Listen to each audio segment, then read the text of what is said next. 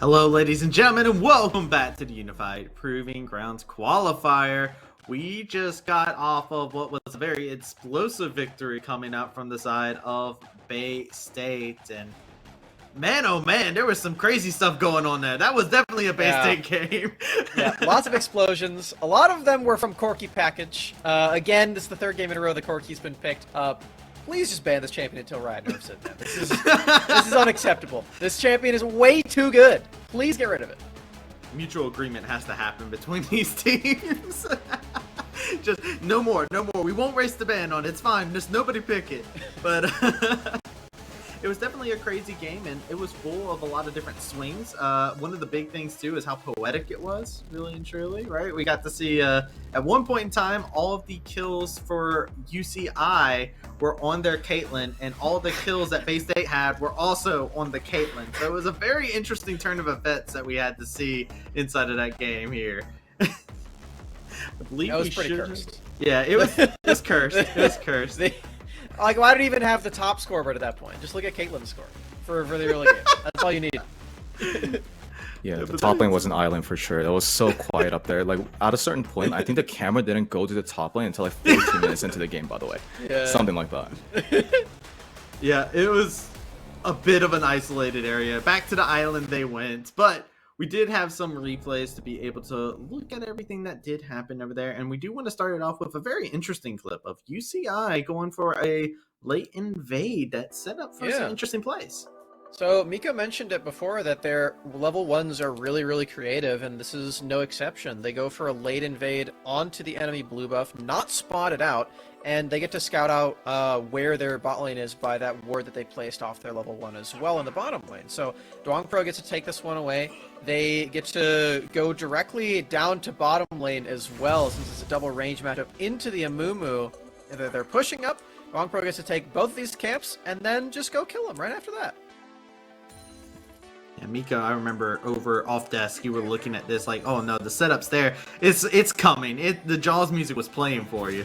Yeah, like, we should just politely ignore a couple of the skill shots that are being missed because, you know, we're just human after all. But it's just additionally intelligent because most likely the bot lane has communicated that the Ezreal Lux hates leashing, and typically they would like to stay in lane, get their poke out. So, like, they get that establishment of, like, just getting zone for level 2, so they could shove in that wave and then just constantly poke them on the tower. So that was something that they probably kept in mind, and knew that Lee Sin will most likely not start there. So overall, just very intelligent, and that they got a really huge lead off of that too.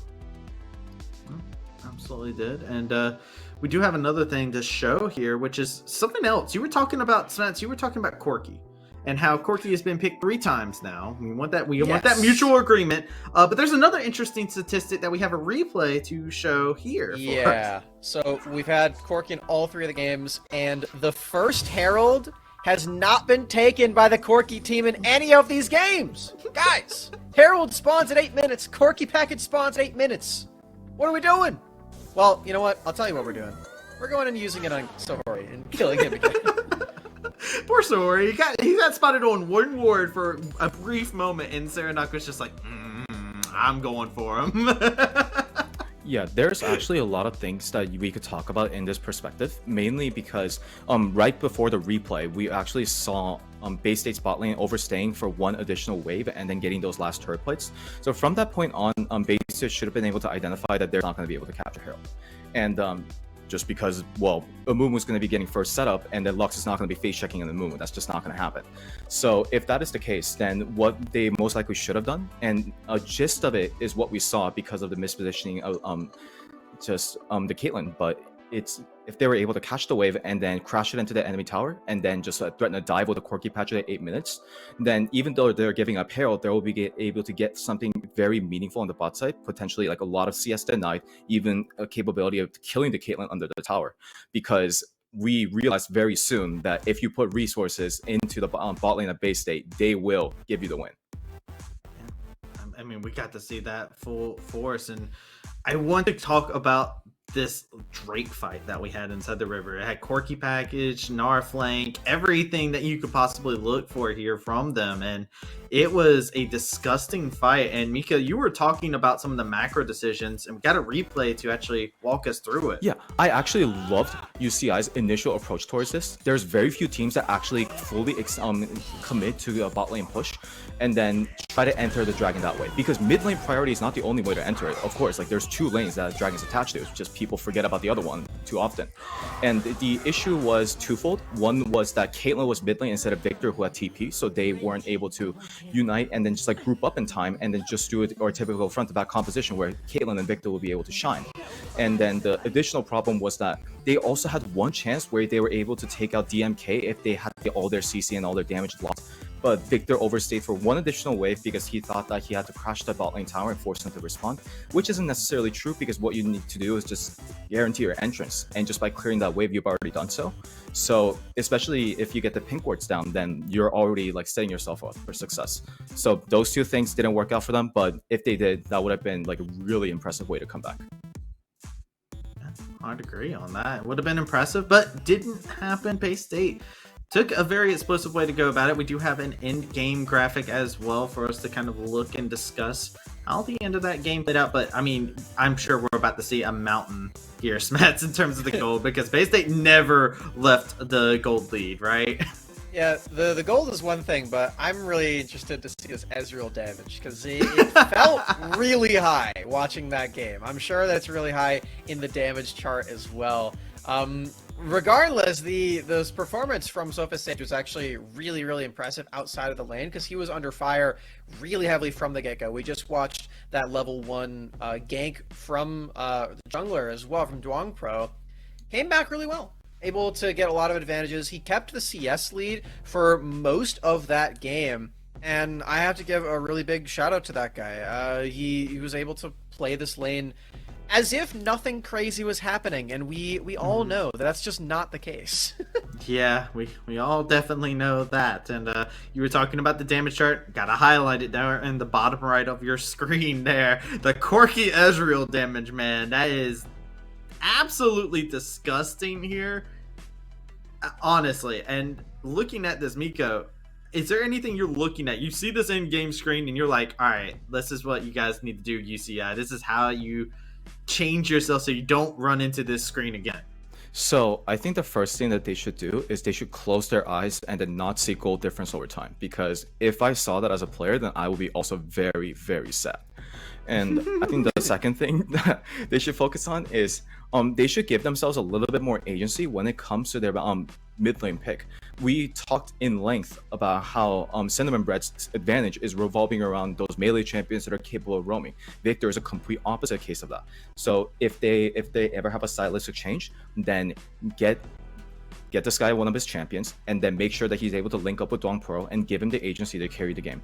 Because we saw from this game that the individual matchups in the bot lane is going to be really difficult, maybe in the other parts of the map as well. So they have to play collectively as a group better, or otherwise I don't see them like winning the next game.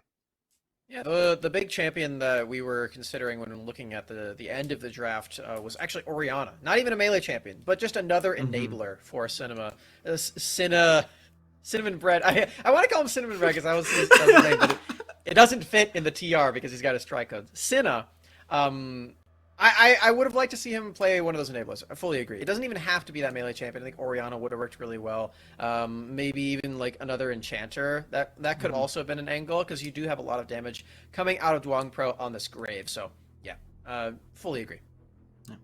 I would just, I would just like to see them have a couple more tools at their disposal, and I'm looking at the top lane, honestly, for that, right? Like, you got a Wukong, and it's hard to get Wukong to work against this comp, right, guys? It's just really unreasonable for you to have a Wukong player in the top side of the map and also have a Caitlyn in the bot side. It's like, you're like a 40-year-old mom, and there's 2 kids that are wanting your attention that are 1-year-old and 2-year-old each, and then obviously you got to choose one. But that's just a case where you have only a limited amount of resources, and the one thing that Wukong prizes himself is his level 6 spike and his capability of diving or even just 100 to 0 any champion as long as he has backup. But it's really difficult to juggle all of these things, especially for especially for a team at not necessarily the highest levels. And the amount of coordination that is expected and required for you to pull this off is just out of this world. All right. Well, with that being said, ladies and gentlemen, our casters are ready to get into the chaos that Game 2 has in store for us. So, Gentlemen, take it on away. Once again, we return to the desk, Rude Dude, and once again, we are jumping into that Bay State versus UCI matchup. It was not, by any means, a disappointment for Game 1. However, I suspect that UCI want a little bit more out of it this time. Given they started off really well, we all saw how things could have come together, but Bay State really played that mid-game well to bring themselves back to a convincing Game 1 win. And I think that game really exemplified the importance of an identity right there, because we saw Bay State, yes, they had a bit of a rough early game, but they knew exactly how they wanted to play out their composition, and they focused in on that. And I think that, again, Miko touched on it beautifully at the end right there, that UCI had a lot of things that they could have done and did a little bit of everything, but nothing to a point of getting themselves a coherent advantage, right? They performed one dive top lane with the Wukong. They performed one gank in the bot lane on a double range onto a double range lane that got pushed and got able to take them down, but none of it was enough to find that lead and put themselves in a 1-0 position. Coming into this one though, I imagine, as you say, they've got a lot of bite left still to give. So game number 2 draft underway. Let's see if there are any adaptations to be made, because I think for UCI, honestly, going back to the drawing board, not too much needs to be changed, more of an execution error from game 1. Yeah, and they've got a lot of ground to cover in terms of the games. Right now, we're going to take it one at a time, and we'll even take it one pick at a time. With UCI returning to take away that Xerath, however, Tryndamere on the other side, Bay State are going to have the first pickup, and I found myself wondering what it will be, whether they'll opt for that AD carry, picking it up for Sophist Sage later on, or whether they'll stick with something so to allow that bot lane to be a little bit more responsive, whereas UCI, on the other hand, want to get 2 power picks very quickly. Well, fortunately for Smax, there will be no team disappointing him with the Rift Herald's package timing. The Koki banned away by UCI, so prizing that one just a little too high on Serenok. And I wonder if we end up seeing a Victor first pick here, right? We've seen this mid lane pool traded, particularly with Vex taken away as well. There's a real opportunity that Victor gets highly priced here, and that's exactly what we're going to see. Every AD carry is still open and available, so you have your choice to trade whichever ADCs you desire. With Ezreal rising up in priority, this is a pick that you may well want up against the Caitlyn. And it is going to be that exact same instance. They now have the power, though, dear, to go Caitlyn Lux and pick up the 2 piece that they were denied in game number 1. It looks like, though, Karma is that slightly highly prized enchanter. Is going to be a more aggressive pushing lane to enable the success for Sahori early on. And Karma brings so much on her roams as well, and her ability to impact the whole team in later game fights, and Lux very much to win the lane. Now, Bay State also, at the same time, get denied that Karma from the Jhin that they would normally pair alongside it to counter a Caitlyn. This time, perhaps opting for the Lux themselves to try and shut down the Caitlyn Karma that they are going to be faced with. It is going to be a bot lane matchup to fight in. However, for UCI, though they have first picked it, I still don't expect it to be the focus. UCI, their strong side is their top side, and none of those champions have been picked up yet, so they have to have something special in store for us. The good thing is that Caitlyn Karma can be self-sufficient, but if that is the case, then you really do need to be fearful of a jungle gank. You need to be very cognizant of where Dragon Min is, because we saw the power of double range getting focused out, and particularly in this game when you have 2 ranged supports, it's very easy to get a couple ganks down early on and take down these squishy supports. UCI, they have their option now, very easy just to counter pick in the mid lane, and Syndra is a nice answer to the Victor. You have just slightly less range, the Death Ray outranging the majority of Syndra's leading DPS, but you can find that scatter with a lot more ease than the Victor finds his stun. So again, going to be a nice oriented matchup for Sinner in the mid lane, and one of his picks that he sort of made his name for himself on as well. Going into second round of fans, both of these teams needing to get rid of junglers and top laners, and it looks like UCI are focusing top, where Bay State, they want to get rid of some power picks in the jungle off of Dwong Pro's pool.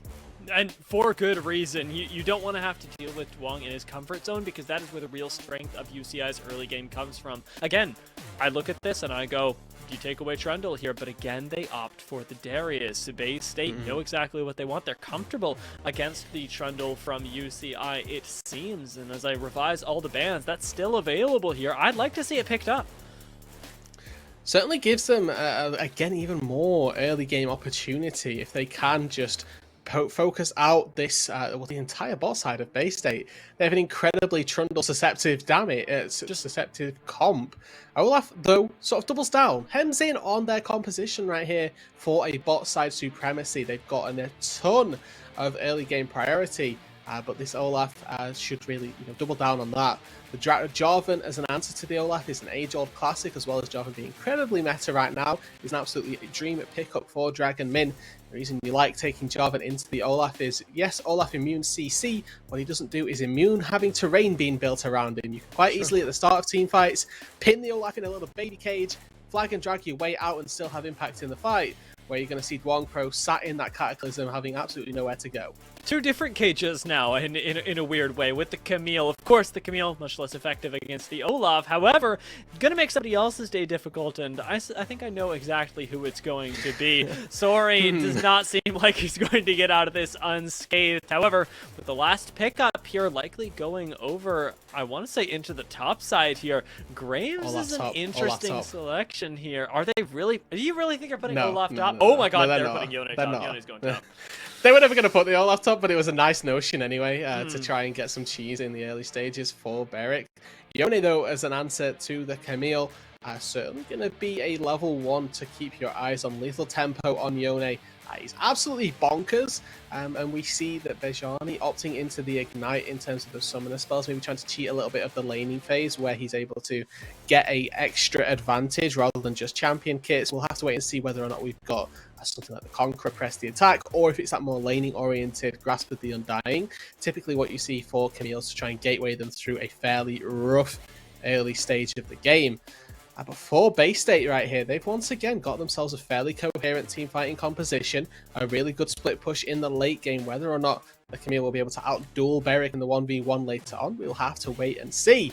Typically have to rely on kiting around Yone to beat him and best him out. Camille slightly more cooldown reliant than the Wind Brother up on the top side. UCI a little bit more of the same, with an emphasis more so on their early game power. And another, again, sort of slight issue for UCI here is that they've got 3 lanes that are all going to want some sort of attention. So once again, eyes on Dwong Pro to see what he can do and where he can facilitate those leads. But we want to be emphasizing to Dwong Pro as well that it is about doubling or even tripling down in what you've decided to go with in the early game, because all 3 lanes want attention, because everybody is going to be going, Dwong, come over here, help me out for just a second.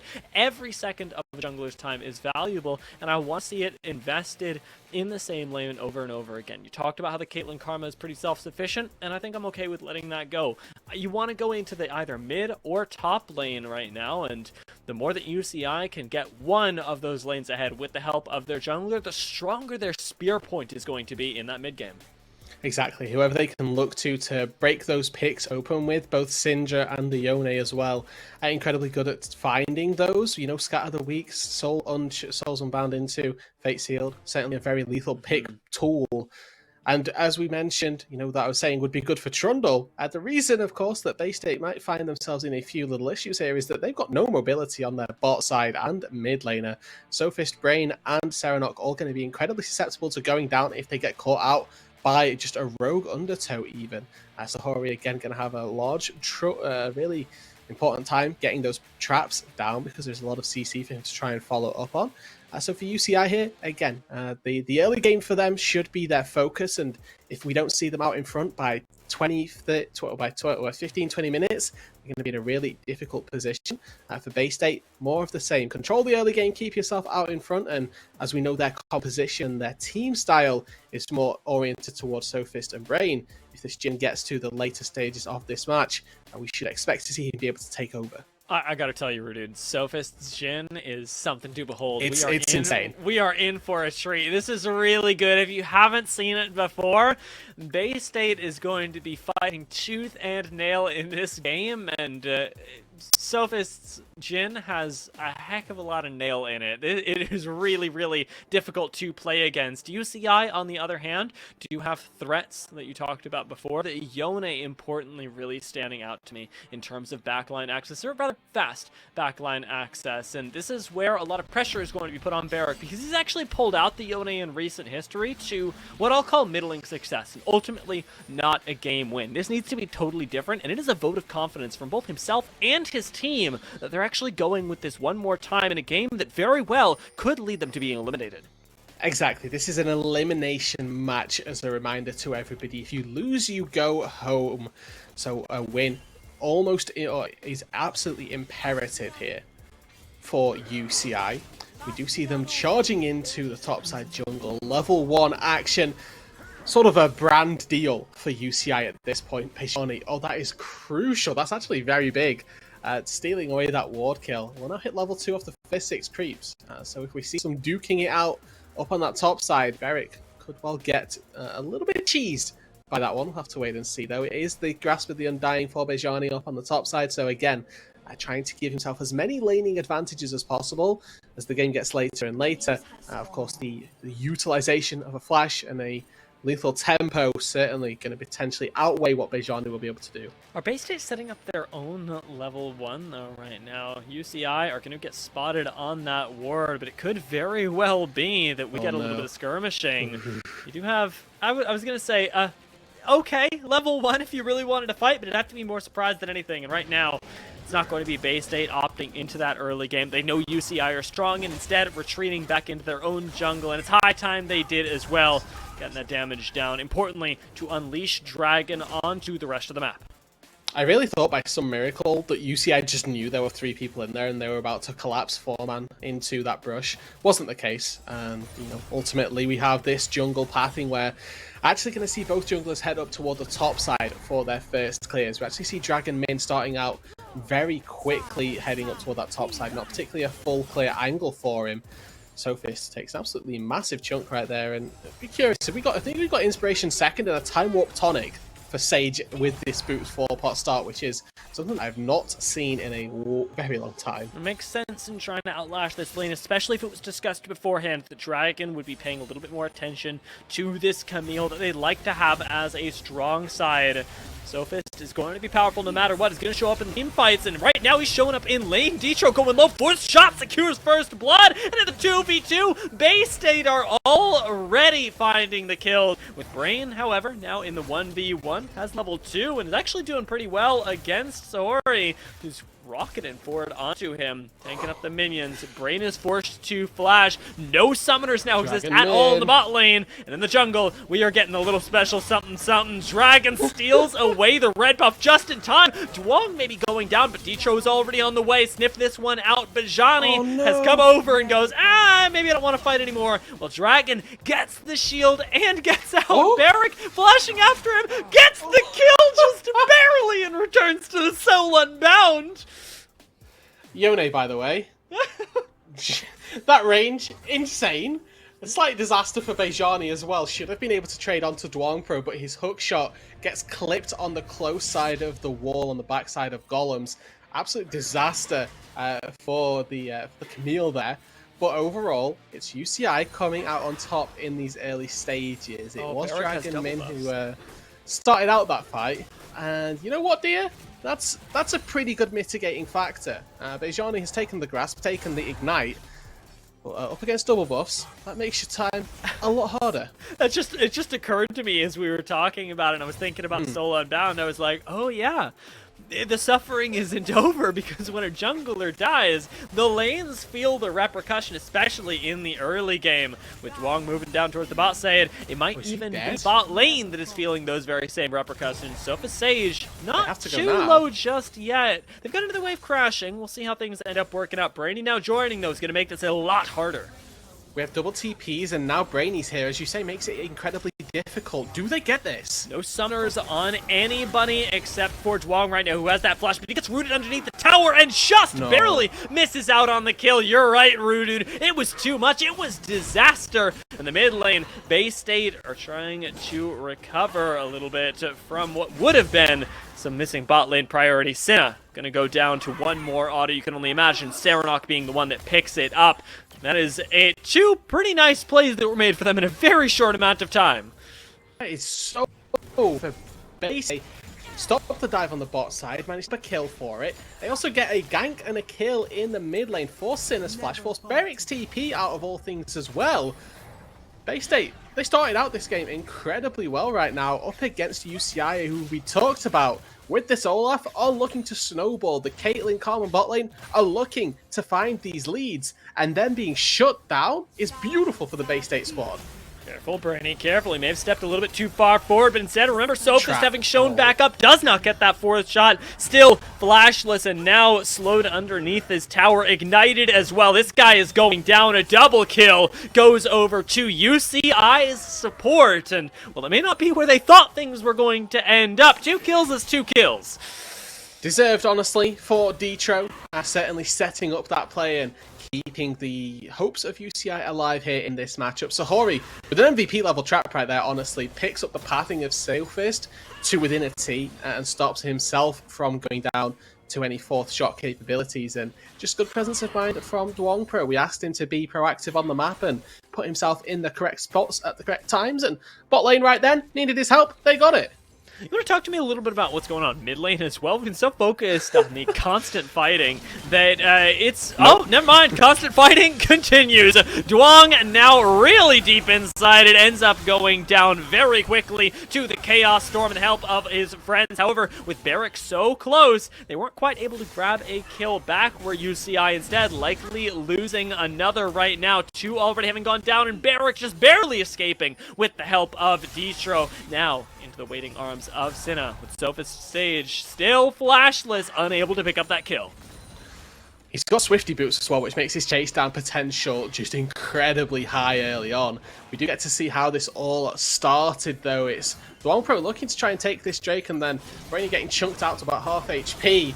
Nice double Lucent Singularity, gets Sahori chunked out, Dwong Pro as well forced down, and a crucial flash actually from Serenok at the top side of this fight. Keeps himself alive and stops Beric from having the high impact that he would have been looking for. Just able to find Q3 to get out to safety. But overall, Bay State once again coming away with a good fight, stopping what UCI were looking to accomplish. And stifling the plays. They don't need to take these Drakes here because they win later on. Oh my lord, it is just a constant battle down here in the bot lane, though. Distro is looking dead for Brain right now. Surely he's going to go down for this. Sori does end up managing to survive. Dwong, however, coming in from the side, is looking for any kill, something for UCI. And another lockup comes in from Sophist in the meantime. This should be at least 2 kills, but the flash away from Distro saves him, and UCI somehow finagled themselves a kill. Demacia as he dies mid-cataclysm. Sahori! Everybody flashing out to safety. Detro and Sahori both living with the skin by the skin of their teeth right here. Bay State, they're coming out with the HP total advantage, but the gold, it's going the way of UCI, and now Dwong Pro's taken the grub. He's back! Brain is going to die. Brain is dead. Yeah, it is a foregone conclusion. Even Dwong, pick a side, my man. Ends up going for Brain at the end, but... that was potentially a 2-kill angle that turned into 1. Still, though, positive play for UCI. Exactly, getting 2 kills overall in that skirmish. And overall, in terms of gold disparity right now, they are out in front with a 1.2k gold lead. The Drake going to be secured as well.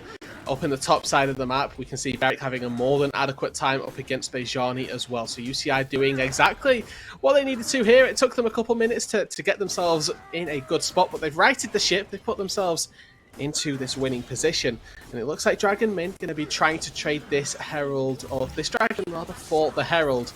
Brain and Serenok there to help on out.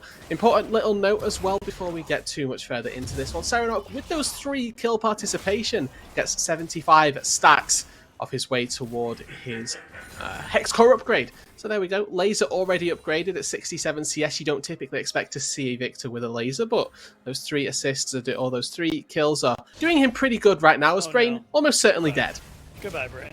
This is going to be it. No flash, the ignite up, but, well, Ignite in that situation isn't doing you a whole lot of favors. Cinna picks up a kill, and any envy that he would have felt at the ease at which Serenok is leveling is now gone. Sophist suffering in this bot side. Again, no flash, no heal either, so no second summoner doesn't land the root onto Detro and isn't going to get anything for his majestic death underneath the tower. There we go, the repercussions of losing your support right here. 3v1 under the turret. It's UCI continuing to find these advantages and slowly but slowly amount that gold lead to be even bigger. We were expecting them to try and look toward one side of the map here. Dwong Pro certainly doubling down, this time on the bot lane. I am surprised to see Dwong Pro returning there as well, especially because we talked about it to start the day, we talked about it all the way through Game 1, but UCI are not used to playing with these two. Sahori and Distro, subs for the day, are changing the way that UCI are playing to be a little bit more bot-centric, be it because they require resources, because Dwong has decided that it's their best way forward, whichever it is. This is a new face of UCI that we're seeing, and the flexibility here is honestly astonishing given their recent record. I'm just not sure that it's going to be enough to pull them ahead, as the other lanes, stagnating for now, aren't bringing nearly as much oomph to the mid-game. Beric and Sinner will be able to carry their own in the later stages. Talked about mages having that higher threshold of execution, the higher impact in the later stages of the game due to their natural range. Sinner going to be providing that for the UCI squad, and Yone in a late game team fight can be absolutely devastating. One ulti hits onto Sophist and he's going to die, no doubt. Flash Gale, Force be down. The Yone chase potential that we're talking about right here. Sahori, of course, still up in levels after all of the returned attention from Dwong Pro. Not immune to death. That is quite a bit of damage coming down. Sahori able to avoid that final spark, however, will also avoid the majority of the damage, and Dwong says, hello! Hey, alright. I'll take the fourth shot. He's gone. He's gone now, yeah. That's it. It's just information that got given over to Bay State there, and with Dragon Min towards the bot lane as well, information can be everything. Summoner's still available for Sahori, no flash, but heal, however, makes this tower dive potential dangerous, but if you can bait a fight, hey, you can go for that flag drag and Cataclysm dunk. Remember, no ultis here for Bay State. This is incredibly difficult to try and execute on, and Dragon Min's timing going to need to be crucial here. Dead, actually. They stepped a little bit too far forward. Cataclysm easy enough as Distro gets focused down. They're a little bit split, our Bay State, but picking up one kill and soon to be a second, you would imagine. Distro surprises everybody by getting out underneath the turret, and Barrack surprises everybody by picking up the kill up towards the top side. Serenok, however, is coming in, not to let the bot lane fight go down without him, and arrives just in time to throw down a 2v2 and a Chaos Storm right on top of Sinna. Dwong Pro trying to do what he can on top of Brain as the final spark comes off cooldown and almost gets the kill again, but leaves just two for Serenok to clean up. This should be done, but the stun just barely should save Sinna's life. Laser may just do it, and Sinna sticks around a second too long, but we know there was no way out. Serenok there with the big roam answer does clean up here for Bay State College, so a glimpse of hope right here from the mid lane. You get to see what happened up on this top side. Beric initiating here, does use his E here, so non-committal by the Yone to begin with, and it looks like just able to close up this gap. Q3 into ulti, I imagine, starts us off as Bejani with no Q2 gets caught on out and doesn't even use his ult. He just wins this. He just straight up vibing, absorbs the ignite as well for a little bit of a fight later on, potentially, as Rift Herald is getting used in the mid lane while we return to live. Dwong is going to be able to clean that up, and it's just the gold from the plates that end up going to Bay State just in time, I might add, as those are expiring pretty darn soon. 5 kill participation now for the victor as well. Once again, stacking up those passive stacks very quickly. Beric having a nice time up on this top side of Summoner's Rift with that Vamp Scepter as well. Can take these trades at will because he knows he's going to be able to sustain himself back up off the wave. Yes, there's a mythic discrepancy, but right now Vamp Scepter and tier 2 boots, Yone's full build. See how Sahori is doing down towards the bot side as well. You talked about that discrepancy. Well, there's a big one in the favor of Sophist. Sage on the southern end of the Rift has that completed Gale Force to be able to finish off the kills. But weirdly enough, even with him feeling himself in the items, it's UCI that are looking more comfortable right now, taking the aggressive trades and taking the Dragon at the same time, forcing Brain to flash. Sophist will barely get away, but now the junglers have arrived, and Dragon looks toward that Dragon a little bit too little, a little bit too late. Serenok maybe trying to breathe some life into this, and the root comes in, forcing Ragnarok out of Dwong, but ultimately letting UCI away without paying the toll for this Dragon. Yeah, so that's 2 now Dragons picked up for UCI. They're currently cycling themselves up for a very quick Ocean Soul. If they're able to collect the 3rd one, and Their early game, we were anticipating, was going to be strong. For UCI, they need to keep on going. Remember, this Olaf is going to fall off the later this game goes. Yes, the newer items give him a little bit of a better way into the late game. It's not quite the age-old Season 8 fall-off of a Mountain Olaf that we used to see. But this Olaf's still going to be limited in its effectiveness as this game does go on.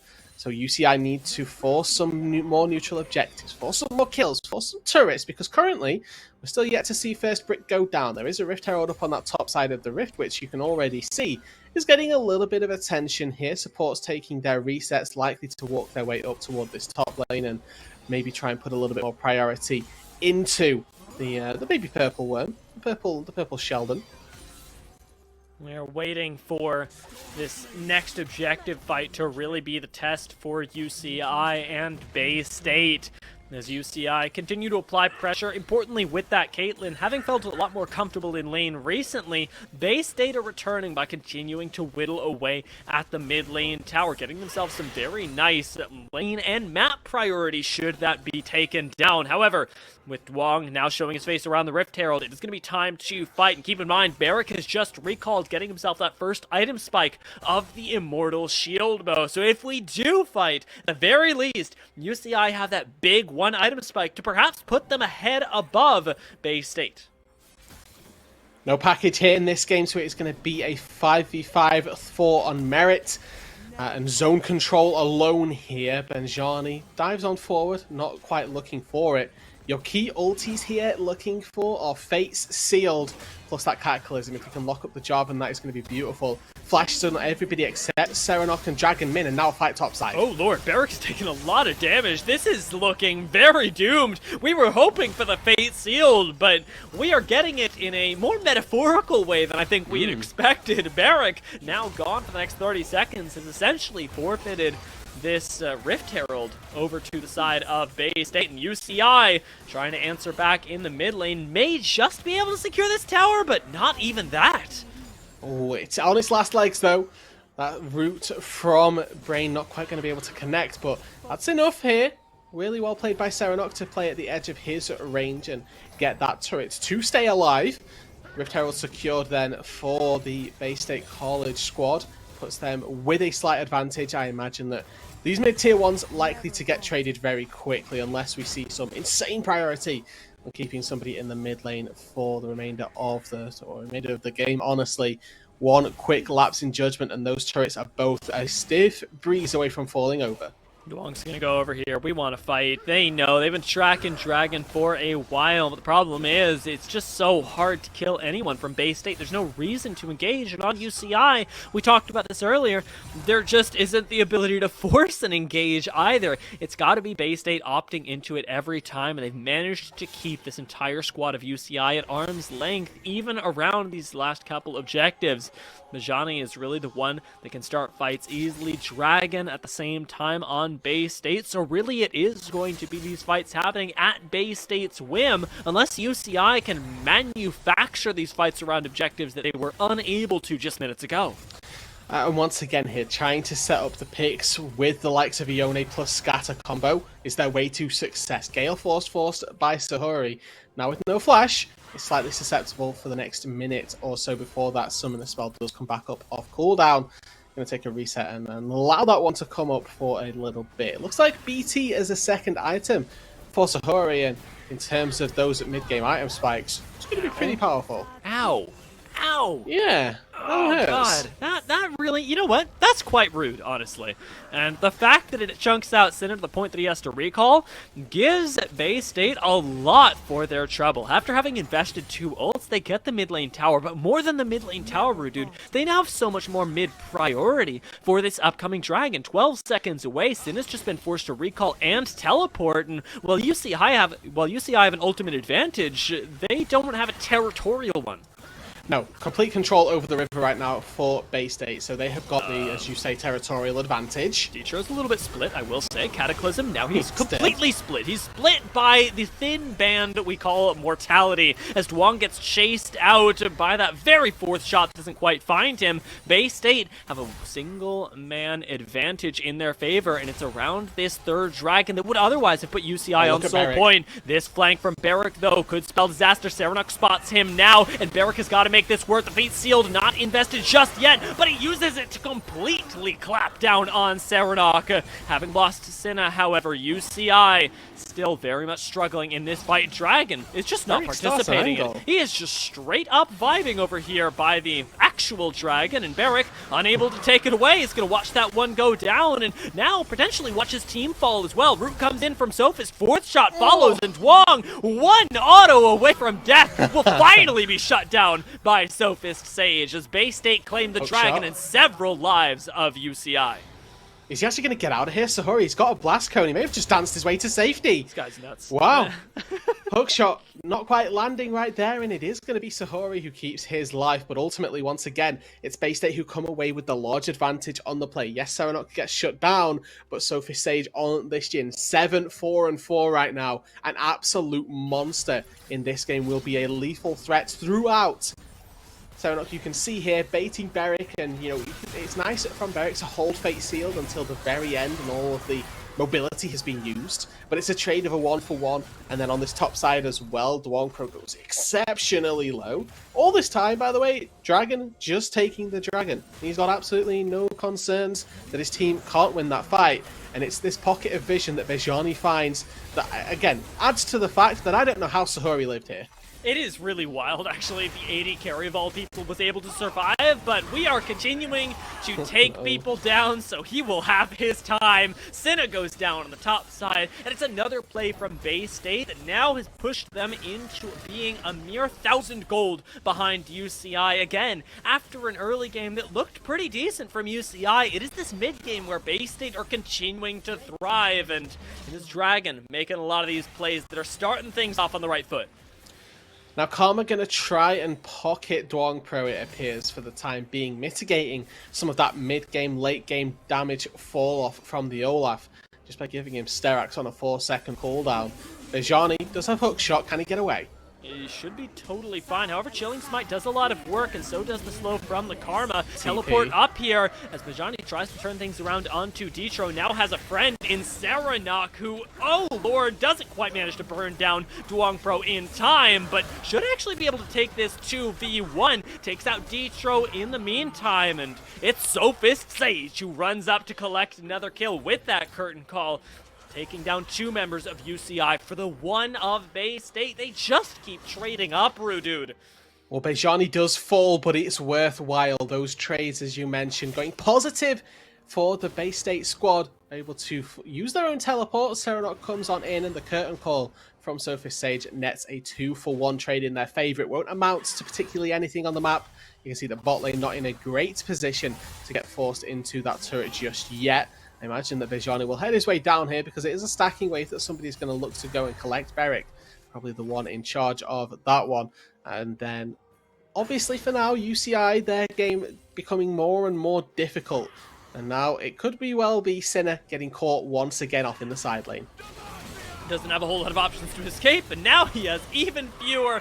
Dragon sits inside the Cataclysm, smacking him with this Demacian standard over and over until eventually Cinna's will and health bar dissipate. Another member of UCI missing, this time not as consequential to them, as there's nothing that they need to fight around just yet, but very soon there is going to need to be, because it's 23 minutes, and Bay State, they're thinking about Baron. Yeah, they were thinking about it. That is the operative word right there. I think Serenok maybe took a little poke at it, but it's not going to be the case just yet. TP in. Bejani has got Hextech Ultimatum. Oh, but the hook shot. That actually could have been an engage. Unlikely, I'll say, but could have been an engage. And what it certainly is a teleport gone. Bay State try and make a play there, and they don't get anything for it. Now, dear, the notion of this game so far has been that UCI need to win this game early or they're going to be in a rough spot later on. But we've got to later on, and there's an X factor that I've not particularly touched on this game. It's Beric up in the top lane, that 2 levels ahead of his laning opponent, with 2 items on the Yone, 100% crit chance already, stopwatching his inventory. We're looking at people that he's going to be looking to kill. He's got a 3-level lead over Sophid Sage. Granted, for Serenok, he's even in levels. But taking down any of these carries in the backline for the Yone is going to be fairly easy for him if he can find access to them. That, of course, being the leading problem with the help that Stopwatch is going to provide him. A lot of time can be spent just holding up in the backline of the team fight, causing disruption, as we so know that he can provide. But with this Drake spawning now in 12 seconds, your eyes on Beric for this one. Caitlyn traps have already been set up. Your flashes for everyone pretty much available. Sinner, he's the only one really missing it. The flashes are coming up in the next 10 seconds or so for UCI and BC and Bay State. UCI absolutely need this dragon. However, it's their last chance at Soul Point before the scaling from Bay State really does take over, leaving Beric as the only option. And with Duong actually fielding most of the aggression for right now, Bay State don't know this has started, but still Dragon steals it away right at the end. Beric popping back with that soul unbound, may very soon find his soul truly unbound, as he's unable to do anything in this team fight anymore. But a massive stun from Sinna may just have saved the majority of UCI. He will go down. Duong still getting rooted up, however, will fall at the same time, and it's 4 members of UCI that fall, leaving only Detro alive to tell the tale. Bejani able to kite out the Yone, as we talked about in the draft, playing it a little bit slower. Beric unable to find the fight that he so desired. The Baron going to be their prize. 4 kills, as well as now a second Ocean Dragon, a bot lane tier 1, and now the gold is going to cascade into Bay State's favour. Look at this fight setup. Curtain call into a Jarvan flag and drag in for the steal. Swiftly as you like, and on the bot side of this fight it is just kiting out Beric. Shield both pops without him being in the backline is disaster for any form of Yone, and then this Caitlyn positioning was unfortunately caught out by a Cataclysm, and from there on in it's really all over. TP though in your picture-in-picture doesn't look to have found anything. As, we did see Sinner just go for a little bit of a wander into the bot side jungle down on the bottom of your screens right here, and then of course the Baron picked up for Bay State.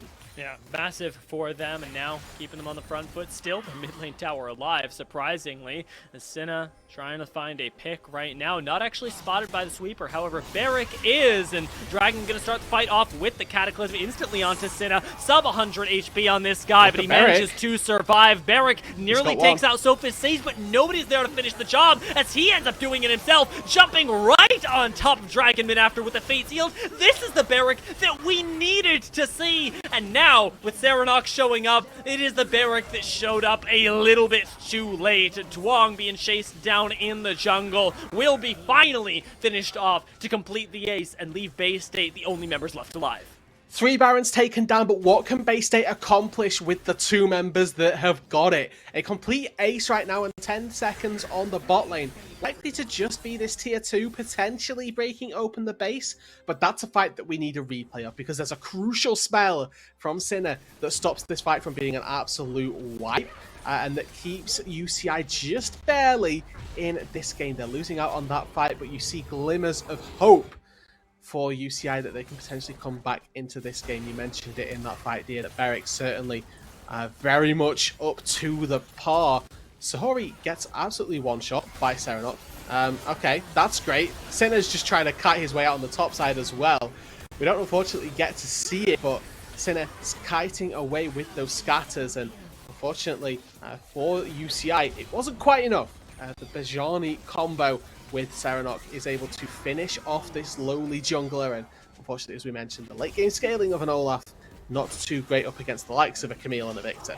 I see the dream though, and I fully believe that, especially even with Sinna really suffering right now, Beric can be the bastion for this team later on. it does seem like just one misstep could end the game for UCI, and they need so many more team fights to go in their favor before they can comfortably say the game is theirs. Bay State just need a little bit more time even to take down these structures before it is going to be a Mount Olympus in front of UCI to come back. And with Bejani able to measure up against Barrick on the side lane, if not the team fight, things should be all right. Death Stance for Camille here in this side lane is going to do no amount, or do an untold amount of help for him. Obviously reducing the amount of damage taken in burst. You still take the damage overall, but it gives you the opportunity to sustain with the likes of your Grasp of the Undying and get that health given back just a little bit sooner. But Beric on this side lane should still be largely favoured in the 1v1 to take the fights, particularly with the true damage that you can get from that Soul Unbound. You really can start to chew through all of this armor that Bejani is beginning to build on up here. Steel Caps already in the back pocket. We've got the Sterax as well to make his life a little bit, easier on Bejani's side, staying alive. Drake spawning in 22 seconds though, dear. It's a story for this game as old as time. Oh yeah. As finally the mid-tier 1 falls, but a fight around a dragon. Who could have seen this one coming? UCI, they've already got their traps down, but if they're just walking through the river, it looks like Bay State are going to have pretty free access. Sinner with no flash, but importantly, Sophie Sage and Serenok don't have theirs either. Quite a lot of vision for UCI, however, slowly being whittled away at by Bay State, with Barrick hiding inside of the pit, spotted out by Bejani. This should be paying to Barrick. Does not know that he's spotted as of now. The flank angle give it up, but the Dragon also begun on the control ward. Barrick is going to get out and try and instead go for a flank, but again, spotted. This Yone cannot catch a break, and UCI, they keep being pushed in towards this bot side, where Bejani is waiting to start off the fight. It's got to come down to a smite fight between Duong and Dragon Man, and as Duong steps forward, he's reduced to almost half health. Sophist Sage opening up. He's going to force UCI back even further, and Bay State are still full health, turning onto the Dragon. Now this should be a fight in their advantage, and Dragon jumping over the wall with that flag and drag. Doesn't lay down the Cataclysm just yet. It is a trade of poke. It is slow, it is steady, but it is going in Bay State's favor, with Sophist Sage going low and Detro going lower. The ace in the hole isn't going to connect. Dragon now at 1,000 health, taken down by Bay State, and the fight doesn't even have to happen. They got what they came for. Bay State have already got 2 Ocean Drakes, and in that long exchange, they actually came up huge for them. But Bay State, they're not done yet. They've got the Dragon, they had the waves in beautiful positions. Top lane was constantly forcing into the turret, now mid lane in a very scary spot. This turret could be broken open. The inhibitor as well, potentially a prize. Look at your picture. Beric, and he's already almost down. It's Dragonmin and Bejani that are causing an absolute ruckus down in the bot lane. Nobody could come back to help, and as a result, Bay State get not one inhibitor, but potentially even more, as they are looking for that top lane tier 3. The inhibitor tower going to fall now, and again, likely the inhibitors. There's still a numbers advantage for Bay State, but Barrick could change all of that. Remember this Yone, as he flashes on top of Sophist Sage, ends up taking the jump onto Serenok with the Fate Sealed, comes back with the Soul Unbound, and is finally popped into GA. He takes one with him, but wasn't enough for UCI. Barrick comes out, gets stunned, gets taken down, and just like that, the dreams, the hopes of UCI of staying inside the tournament meld just like their Yone.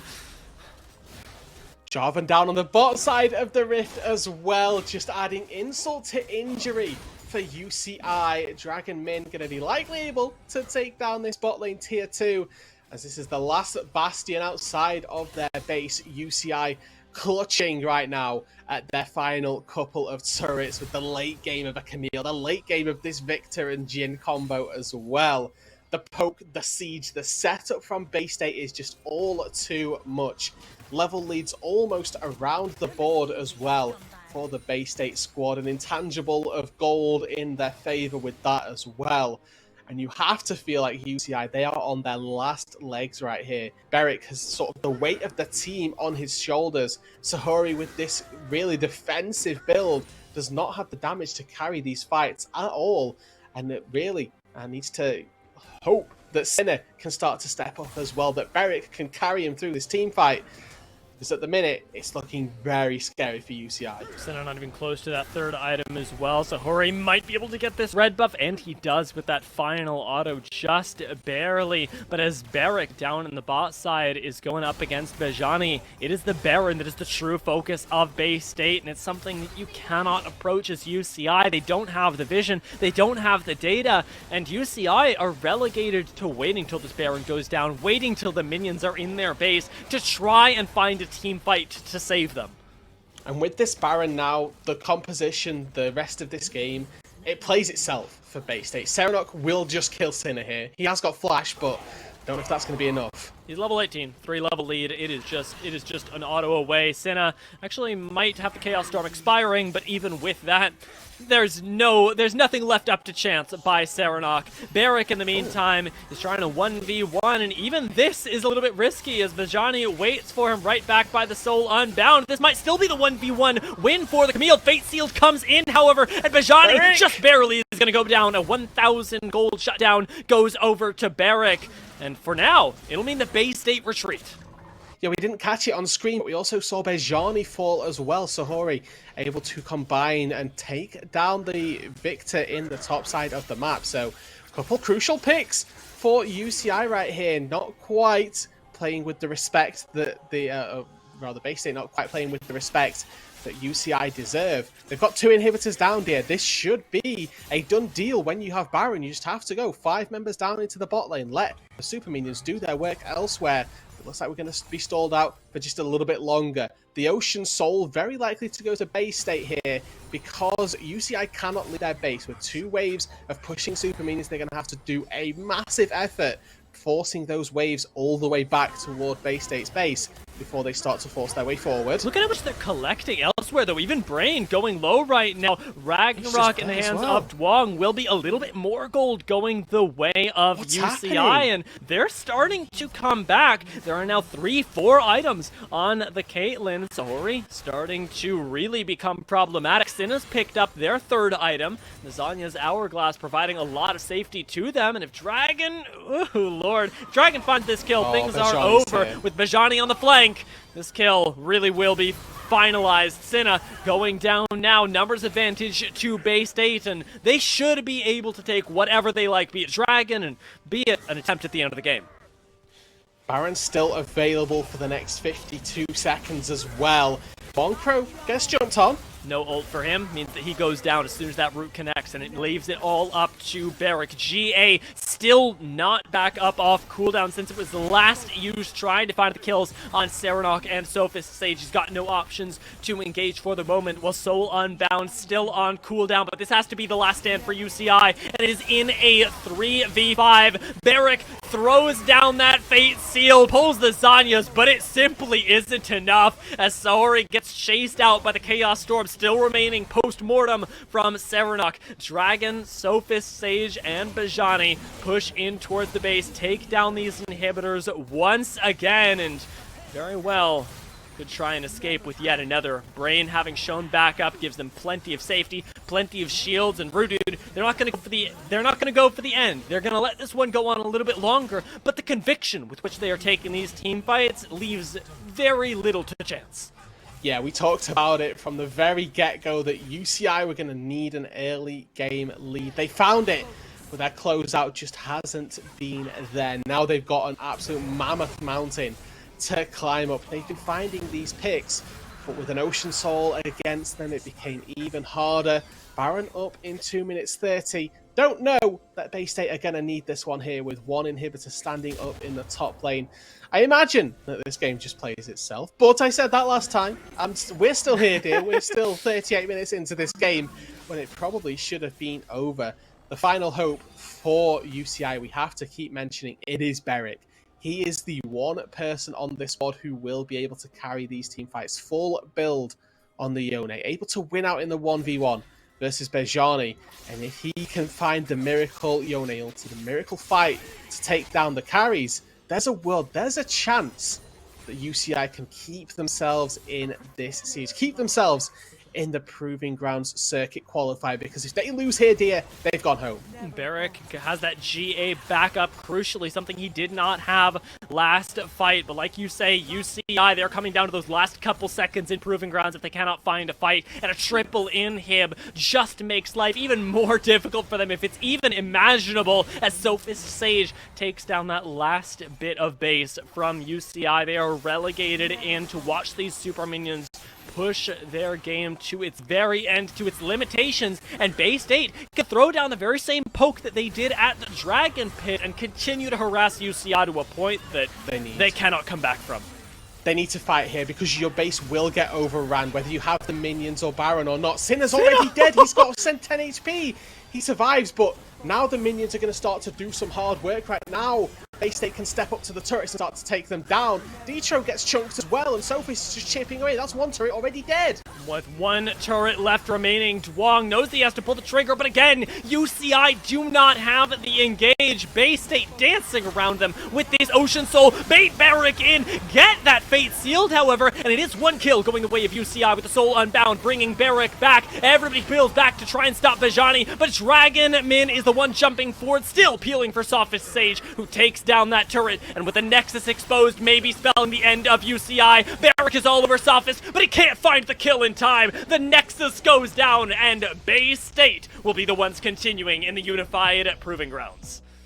Wow, well, UCI, after having taken a game off of Golden Guardians Academy, they fall 2-0 to Bay State College Maroon. A truly impressive 2-0.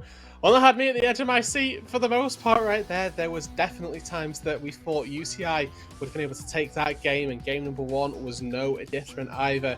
A really good series throughout. Yes, they were 2-2-0s today, but they were very entertaining all the same. My heart is in my throat, Rudy. That was still, up till the very end, an amazing fight to watch break out. Even as difficult as it was for UCI, we could not deny that there was hope there. But I'm sure our analyst desk has some much more cynical takes on it, knowing them. And I like to hear what they have to say, because there was a lot going on in that game. So we're going to take a very short break, and when we come back, it'll be the AD.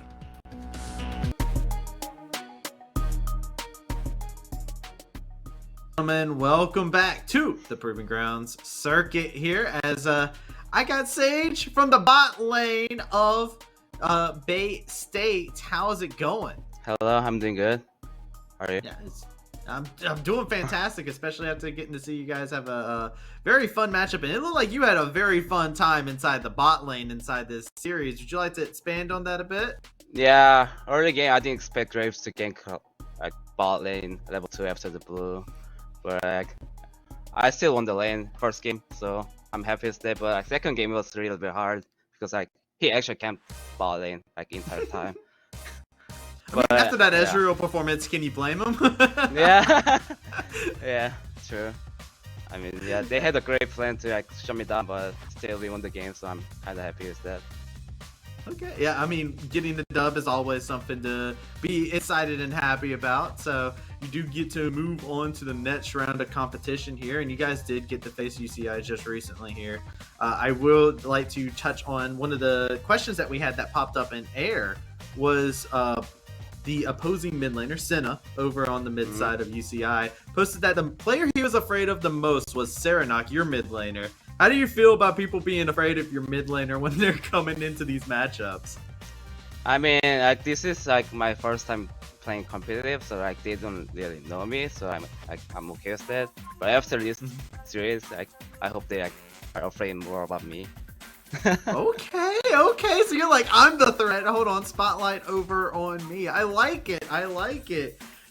Well, with you saying this is your first time kind of getting into the competitive space, how has been competing here inside of the Proving Ground circuit? How's that been for you with these matches and whatnot? So far games are going well, and yeah, I'm like improving with my team, like doing communications and and shot calling. Yeah, I think we are just getting better as a team. That's scary because you guys are the squad that a lot of people will come on and be like, this is the Chaos Squad. They're all over the place.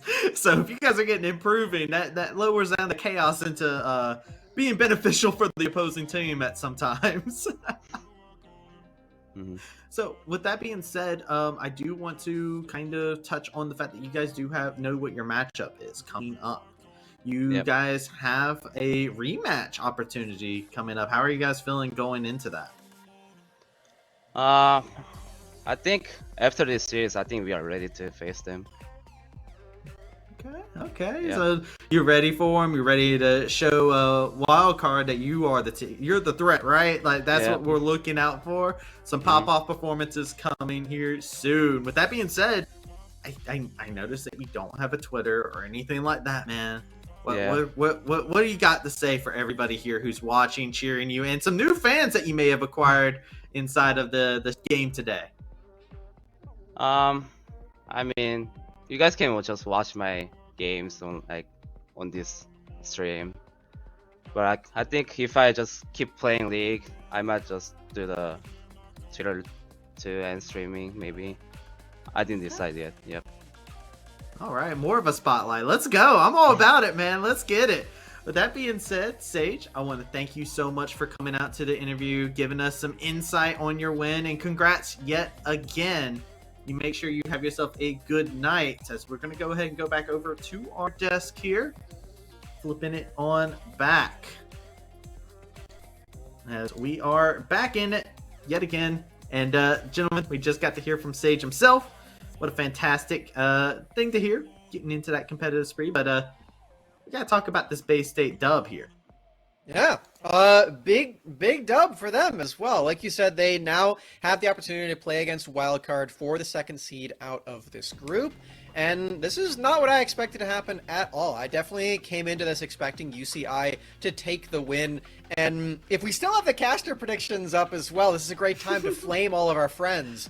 Yeah! Who all predicted UCI over Bay State. Look at all of these handsome faces that predicted wrong. Yeah, look at it. You got Eric, you got Dean. They both got it wrong. Looks like Beatdown gets a last laugh. Yeah, Beatdown got the last laugh. Beatdown's probably winning after today. It looks like he got just about everything right. Of course, the Radiance versus Team Ambition one hasn't ended quite yet, but he's got the chance to make it all the way up to double digits. That's pretty good. Yeah. Could beat the big brain, the first big brain of them all.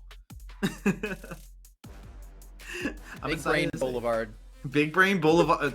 Yo, rebrand. Here it is. That was a pretty good rebrand, I'm not gonna lie.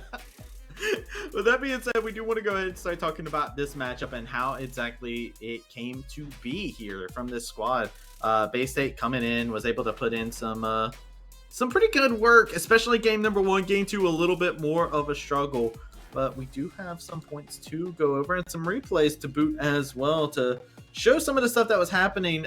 Miko, looking at some of the stuff that was happening inside this game, you were talking quite a bit about the jungle pathing and how exactly it needed to work out. Yeah, so this is something that is relatively fresh in my mind because a very similar occasion happened in DK versus KT game 2. If you want to look at it, go for it. Where there was a very strong bot lane that didn't need leash, and then they identified very early that the enemy bot lane had leash and the jungler is pathing away from them. And when that typically happens and you have complete lane control, you're going to be able to hit level 2 first, and then that's when you just trade aggressively extreme to the point that you're using ignite, like getting them critically low to get that wave control. And if you die by 3 during that time and the Olaf is there, that bot lane just dies. Or Jarvan has to just 180 degree give up all his camps and then go down there, and then either that, like, it's just not going to work. And typically, like, the reason why it is like really important to do things like this, and I think this is a little bit later too, is that you could see how promising and how strong it could potentially be if the setup sword is correct, but it just doesn't happen like that. Like, this dive should have happened a whole wave before, and it just got thinned out just because Long Pro was doing crap before, when the wave was just like all prepped up and ready for him. Yeah, and you can see the chaos starts to unfold across the rest of the map. Senna caught out of position here. It's a hard knock life.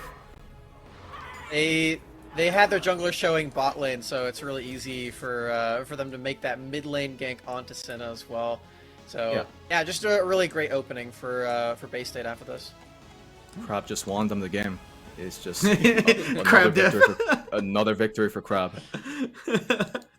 Crab gets another victory today, but Bay State had a couple more things that were happening for themselves here. But this one was a little bit different, as we do have a thing with UCI for a red invade that came in and led to some very interesting scenarios that continue to unfold. This is a play that they tried a few times as well. But they made it work the first time, so that's good. I think it is something that is, especially in particular, something that Bay State should have looked to do in the very early stage of last game, where they didn't particularly have Herald control, because there you're effectively splitting the map and then over punishing for people who are like taking a pathway that is not rightfully theirs.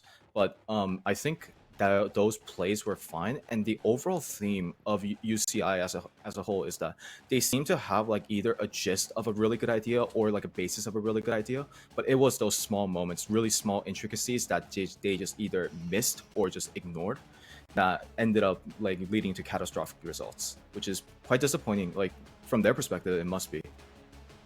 Yeah, I mean, it has to be, right? Like the way that everything played out, it was a rough thing that they had to end up playing through.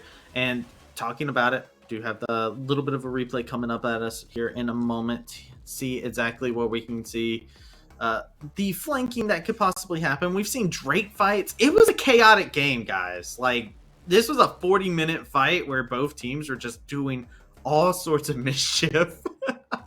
Yeah, so the red side invades were really fun, or the red jungle invades. We talked about the one that worked really well. This is the one that didn't work all that well. We get to see Cinnamon Bread had just previously teleported into this brush to try to find a play, but then Dragonman actually spotted him out with the sweeper, just like scouting out the brush, and then the entirety of UC Irvine is completely found out. Really unfortunate. But it just goes to show you that you can't make the same play twice in the same game. You will get punished. Yeah, and especially the two people that are waiting for that trap, or somebody that if you breathe on them, they'll die. And like, it's like if a Scion or if Aurelia is doing that play, then it will be much better. But it's a Syndra. Like, there's a reason why your range mage, you are not supposed to be close enough to that people. And the worst part is when she flashed away, she flashed straight into Serenok as well. So like it was a really, like, she was caught between a rock and a hard place. It was just really hard to play. It's one of those situations where you can tell that Cinna usually plays like melee bruisers and enablers, because that's the kind of play that you would make if you're a Set or Galio or something like that. Not Syndra though.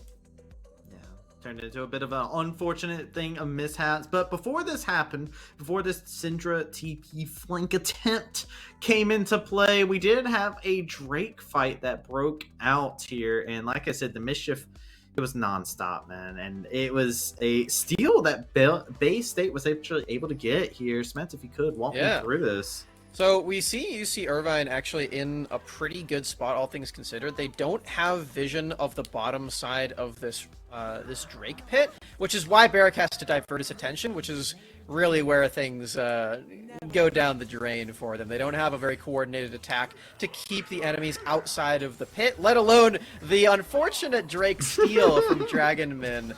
And from there, UC Irvine realizes that they've got their boat mostly afloat, but they left one gaping hole in the bottom of the pit right there. So end up pouring all the water in, and you know, it's very fitting because it's an ocean Drake. Very, very fitting. I appreciate the analogy there. Yeah, and the analogy makes a lot of sense as well, because what they needed to do was they needed to have a systematic approach where they are flushing out all the anomalies and then making sure that they have the right setup. But the reason why it didn't like really line up in that way is because they just rushed their time again. Like the dragon was pulled aggro like too early, and then in an extended form of fight where you are constantly getting poked down by Victor and your Olaf is critically low, then what do you expect your Yone to do? I feel like there was some expectation. Barrack definitely gets a honorary mention in this game number 2. Had a fantastic performance on that Yone going into the end, but I mean, there's only so much that you can do at that point, right? The damage was already done, the ship was already sinking, the holes were already poked into the bottom of the boat. it became a hard time for the side of UCI to find their way back in. I believe we should have a end game graphic as well to kind of get us sorted through it, but it was definitely, it felt like UCI was trying to fight, but they couldn't find the way. Yeah, and I think it's a well-fought exit to the tournament. Unfortunately, this is the last that we will see of UC Irvine until potentially the next tournament. They did just get eliminated by Bay State. But yeah, I think this is a very exciting team nonetheless, and I would expect to see them in the next tournament as well. Again, there's also that asterisk that they weren't playing with their starting bottom lane for this. So I think had they had all conditions met, they likely would have been a little bit more competitive in this series and maybe taken a couple of wins and moved on. But as it stands, congratulations to Bay State. They will have that rematch against Wildcard, and that's going to be a really good matchup. I real quick, I want to poke y'all's brains real quick. Before we send it off to going off air here, I want to start it off with you, Miko. How do you feel about the matchup? It's Bay State getting the rematch, the run back against Wildcard. How are you feeling their chances are? I think just off of DMK's tendencies of like preferring to play a lot of heavily farm champions, and Lee Sin being the exception, but he sometimes overemphasizes Camp Steven on that champion. If you're playing a farming game against Griffin, you're already putting yourself at a disadvantage. It was very like common and like very well known throughout the entirety of PG last year, where he was playing with Zeus, where if you give him like Viego, if you give him Graves and you let him like full clear 3 times, that he will outplay you at those specific fights because he's very comfortable with the champions that he plays and he knows the limits to like a really high level. And if you have those resources in and you cannot crack the wildcard formula early, then you're gonna run into a lot of trouble. Yeah, it's a bit weird to talk about because we did just watch Bay State win and Wildcard lose, but I definitely have Wildcard winning that matchup. I think their matchup against Bay State is a lot better than that of Golden Guardians. Especially with Stixxay popping off today. That was something else. So I think they're going to have a better time in that matchup. And I would expect Wildcard to take the win. No offense to Bay State. Congratulations on the win. But I'm taking Wildcard in that one. Yeah, me personally, you know what? Sage got me he's got me believing a little bit over here. He said spotlight on him now. So, you know what? I'm just excited to see exactly what they possibly can bring up. I want to see that chaos be honed into a sharpened blade. That being said, we do have to say goodbye to our guests as we say goodbye to the stream. Miko, thank you so much for joining us. If anybody wants to tune in to find you, where do they do that, man? Just follow me on Twitter. I typically drop I stream on a very inconsistent basis, and when I usually do, it's rather boring because all I do is just rabble on about the game. But if you want to listen really selling me. Yeah, if you want to listen to me rabble, I guess, which I don't particularly think it's the most enjoyable way to spend your time, then yeah, just follow me on Twitter. I enjoyed my time doing that today. I don't know about you. I love me, Miko. Yeah, it wasn't enjoyable for me too.